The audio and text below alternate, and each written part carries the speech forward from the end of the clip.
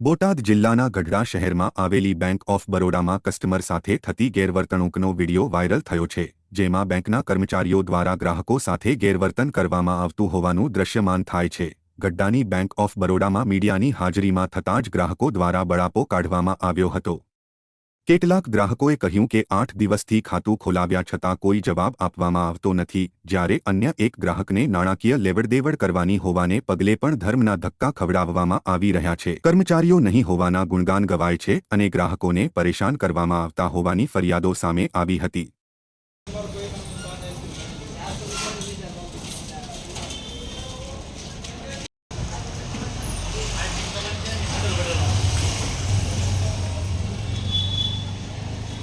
પડી જાય છે કે ₹1 બેલેન્સ છે એના ખાતામાં।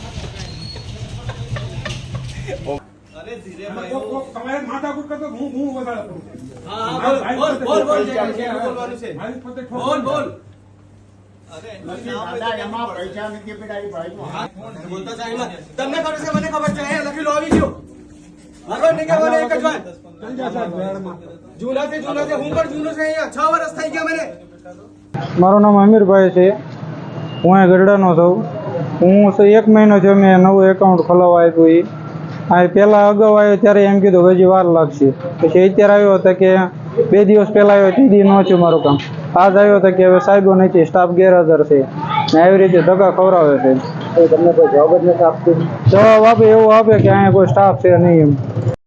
આટલો કરી છે સાટિયા જયદીપ, હું 48થી આવું છું।